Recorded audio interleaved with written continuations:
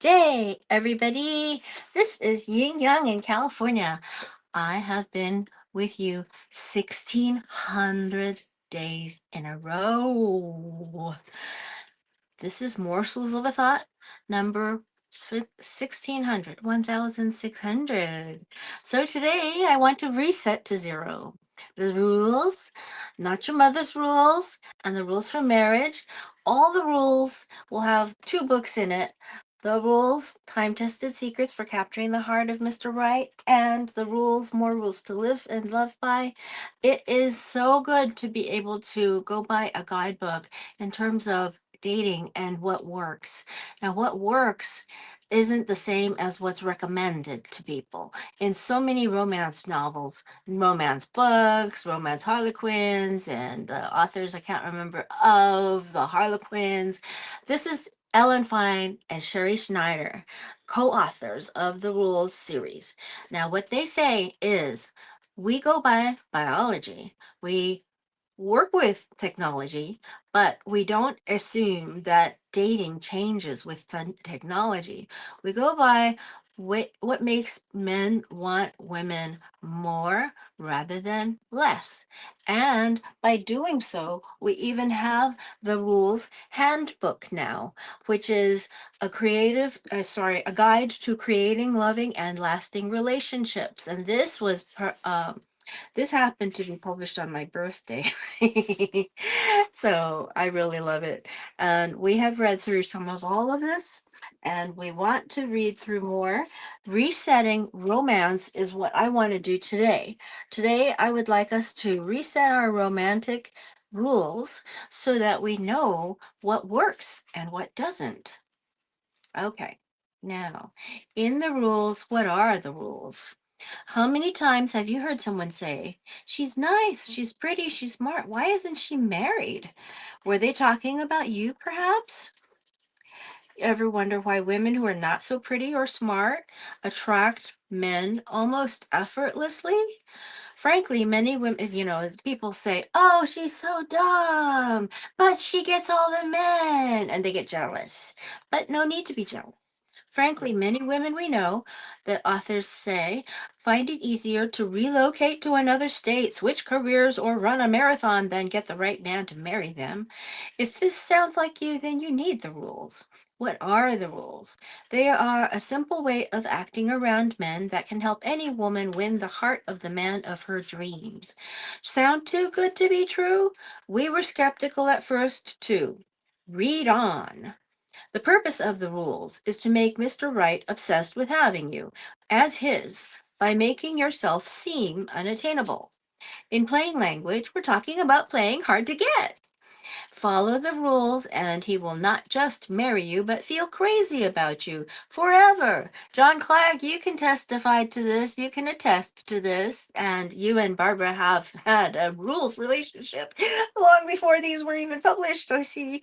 And what we're promising you, say the authors, is happily ever after, a marriage truly made in heaven. If you follow the rules, you can rest assured that your husband will treat you like a queen, even when he's angry with you. Why? Because he spent so much time trying to get you. You have become so precious to him that he doesn't take you for granted. On the contrary, he thinks of you constantly. He's your best friend, your rock of Gibraltar during bad times. He's hurt if you don't share your problems with him. He is always there for you when you start your new job, if you need surgery. He even likes to get involved in mundane things, such as picking out a new bedspread. He always wants to do things together. Now, if you haven't had the rules in your life, you're like me. I hadn't had the rules in my life, and I didn't know that a guy would be good around me for surgery. I didn't know that he would want me to tell him my problems, want me to tell him my problems. So, in Not Your Mother's Rules, the start of this is, oh, wait, hold on. Okay, here, do whatever you want until you are ready to do the rules. We read some of this. I'll read some more. We had one client who was determined to sow her wild oats after being married to a workaholic husband who never wanted sex. After emailing a cute guy she met online, she decided to instant message him at 2 a.m. and thought it would be an adventure to drive an hour away to meet him at his place that weekend. They slept together and she stayed with him for 3 days. She said she didn't care if she never heard from him again because she just wanted to have fun and make up for lost time. She heard from him sporadically over a period of 3 months, only when he wanted her to drive to his place. There were no romantic dinners or loving emails. After he ended the relationship by text, she was crushed. She realized that even when you tell yourself it's okay if it's just sex, it usually isn't. Women want more, so now she is doing the rules and loving it. We have some intellectual type clients who argue that the rules are disingenuous.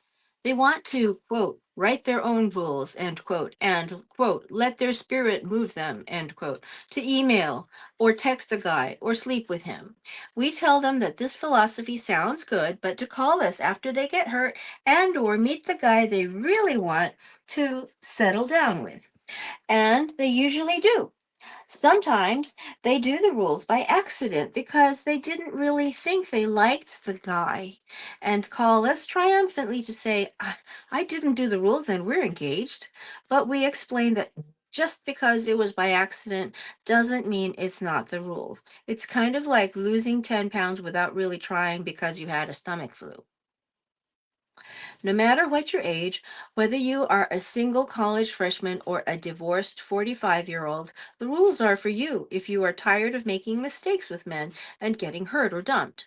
The rules are for you if you want to be in a healthy, loving relationship with a boyfriend and or future husband as opposed to one night stand and instant message marathons. So, when doing whatever you want, quote unquote, stops working, you'll think about doing the rules. Until then, go wild.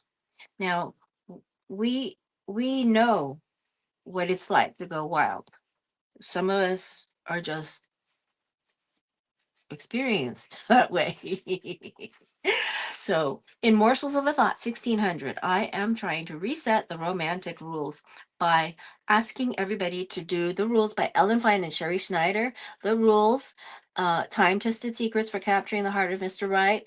Not Your Mother's Rules, the new secrets for dating, and using the rules handbook, which even men can use. Even people who have same sex relationships and who take turns being the pursuer. Be a creature unlike any others. Rule number one, okay, in Not Your Mother's Rules, the new secrets for dating. When women contact us for a consultation, they are usually not feeling great about themselves. The guy they've had a crush on hasn't asked them out. Their boyfriend of 3 years hasn't proposed, or their college sweetheart just broke up with them by text. They feel hurt and inadequate and unlovable. Some want to swear off dating indefinitely or until they feel they can trust men again. They get a pet or eat ice cream or miss school or work for days.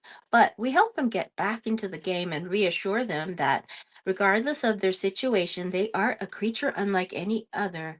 CUAO. Any man would be lucky to date them. We give them their confidence back. Now, I don't know about you, but I had a quote that was given by a woman named Mary in Seattle.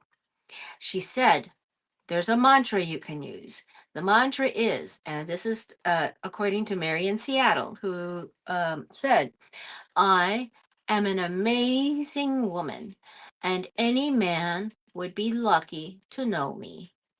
I am an amazing woman, and any man would be lucky to know me. And then we had a woman on a call who said that she was going to write something on her mirror in lipstick. I got the idea. Let's write Mary from Seattle's mantra on my mirror. And now my mirror says, I am an amazing woman, and anybody would be lucky to know me. Dot, dot, dot. I even talked about it at the secret knock. Ask me later what that is. Anyway, back to Ellen Fein and Sherrie Schneider. Being a creature unlike any other is not about being the prettiest or most popular girl, but about confidence and self esteem no matter what else is going on in your life. It's about dating with dignity and not being desperate. A CUAO, creature unlike any other, is not anxious or jealous or negative or cynical. Wow. Oh, what do you know about that? That's what I say. Anyway, the authors say she, the CUAO, believes in love even after a bad breakup. She would never say that there's no one good at a singles event or that only losers are on dating websites or that she'll never meet anyone. Instead, she walks into a club like she owns the place and tells herself as she circles the room, I'm beautiful. Who wouldn't want to talk to me? There is someone out there for me. Of course, she may not really feel this way or totally believe it, but she acts as if she does. If any of us had waited until we felt like dating after a bad breakup, we might still be waiting. How long should you wait? How long should you wait to date again? One day is more than enough. The best way to get over a guy is just to meet another one. You can cry over your ex while Googling speed dating events. You have no time to waste. Well, now we shall go over to the rules for marriage and see how we say here. Now, in the rules for marriage, it says why we wrote the rules for marriage and relax during the engagement and wedding. And rule number 2 here is continue to be a creature unlike any other, a CUAO. So rule number 1 is to relax during the engagement and wedding. I'll jump to page 5 because we know why we wrote this. Rule number 1. Relax during the engagement and wedding. Ideally, the rules for marriage begin before your wedding day. We believe once you get engaged, a wedding date should be set. No endless engagements. When a man proposes, it should be with a ring and a wedding date within 1 year, not longer, unless you are young, under 25 years old, in which case a 2-year engagement is fine. If your fiance is stalling on a wedding date, you may have to give him back the ring and move on. I know somebody who did this. I don't really know her. I know her from the groups. Assuming you have a ring and a reasonable wedding date, what are the rules for the engagement period and wedding? The rules support groups include Shannon Powless, who has a site called the Rules Support Group and Advice for Dating and Real Life. That's on Facebook. And then Edna McIntosh holds a Rules Telephone Support Group call, which I will put into the comments. In fact, I can put them into the comments right now. I will put it on the uh, Okay, give me a moment and I will get the number for us and place it in here right now. The number starts with a 267 and it says post a comment. So I will post a comment. I will put the phone number in. Here I go to contacts and sorry for taking this long, but if I had done it ahead of time, it would already be here. So search contacts. RTSG Rules Telephone Support Group. Okay, so first I will put in the extension, which is pound, 159 520 pound after the phone number 267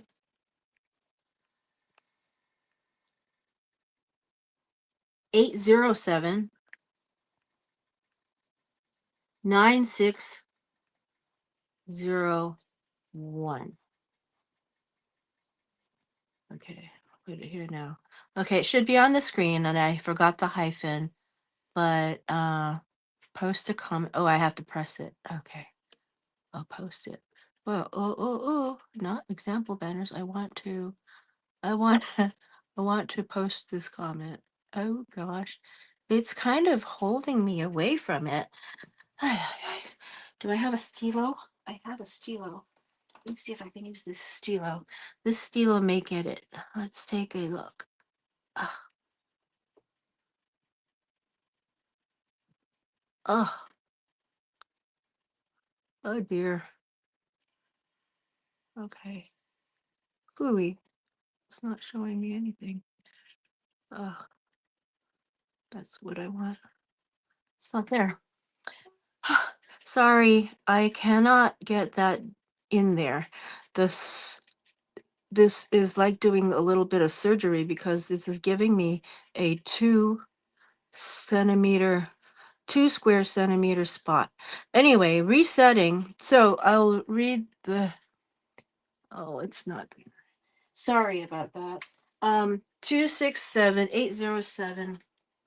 What was the other one? 267-807-9601. Pound, and then when you enter the code, it is 159,520 pound. So the phone number again, 267-807-9601. Uh, and then the code is 159,520 pound. It is on Tuesdays and Thursdays, Pacific Daylight Time, 6 p.m. to 7 p.m. So 6 p.m. every Tuesday and Thursday. So my goal here is morsels of a thought, number 1600, to give you morsels of a thought of wisdom.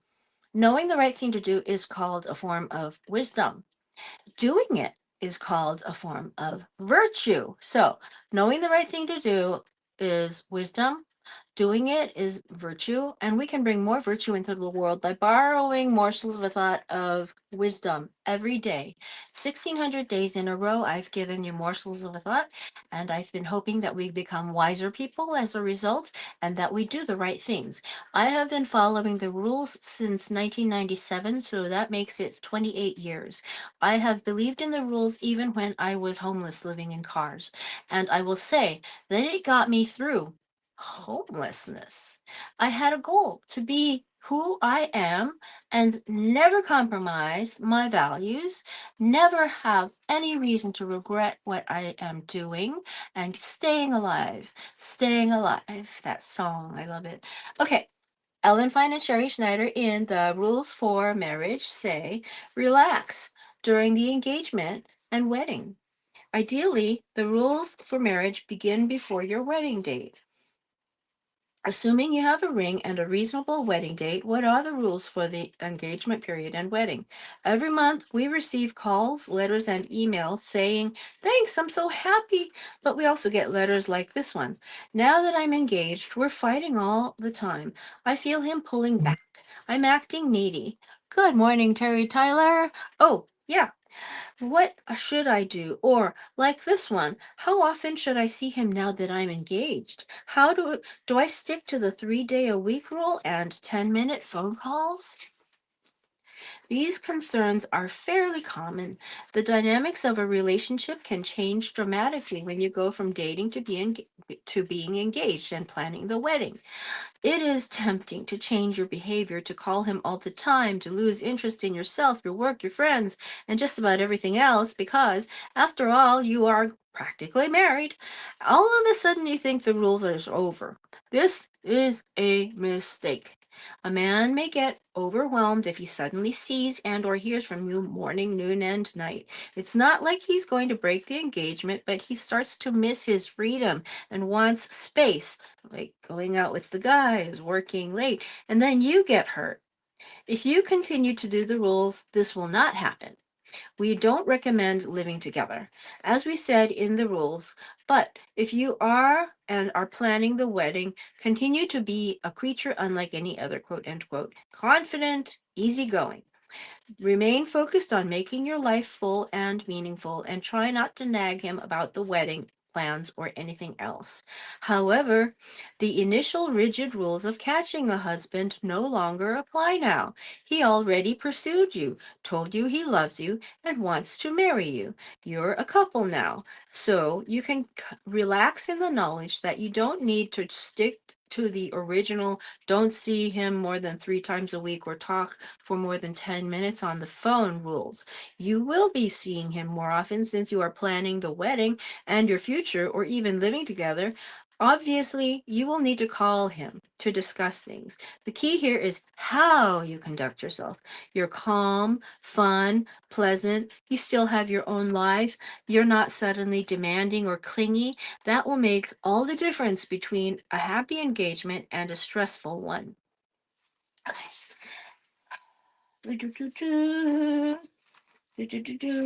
Now for the wedding planning. Continue to be a creature unlike any other.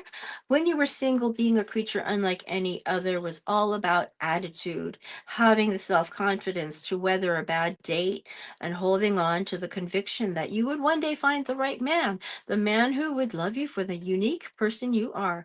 We asked you to pump yourself up before your dates and believe in yourself. When you're married, you must continue to believe that you are a creature unlike any other, but now it means having confidence that your husband loves and appreciates you and that you can have a successful and fulfilling marriage. In other words, apply the self confidence you had while dating to being a happily married woman. Exactly what do we mean? Here are some examples. Maintain a positive attitude. It helps to be optimistic, not cynical, and to look at the glass as half full. You still believe in love and marriage, and even if some of your friends are divorced or this is your second marriage. You smile a lot. You're easy to be with. You're easy to be with. You're not a grievance collector. You don't hold grudges because you know that grudges hurt you more than the other person and add wrinkles and years to your life, so you don't tolerate them for more than 5 minutes. You believe that good things happen to good people most of the time, so you try to be good. You don't care if people think you are naive or a Pollyanna. It makes you happy to think this way, and that's what counts. So I'll read the last paragraph in this particular section. You are not an evangelist. If you are into some self-improvement program, are anti-fur, a vegetarian, an ex-smoker, or born again, you are not trying to convert everyone you come into contact with. Nobody likes a zealot. They're boring. You know that you just have to live your life and not try to change anyone. You believe in live and let live, beginning with your husband and your children, and you are serene. In the rest of this book, that's called chill nowadays. Have you heard the word chill? They're so chill. They are serene. Thank you, Debbie. In the rest of this book, you will find more than 40 ways to help you continue to be a creature unlike any other throughout your marriage. So, the rules for marriage is great for women who are wives, and the rules are great for everybody who hasn't been married yet as well. And we have the rules handbook, which are even great for men. So, here we are resetting our romantic lives. And this was 1600 morsels of a thought, the number 1600 of morsels of a thought, preferably of wisdom. Knowing the right thing to do is wisdom, and doing it is called virtue. And I hope to inspire you all to have a nice, great day. Talk to you later. Okay, old Kinderheck. Bye.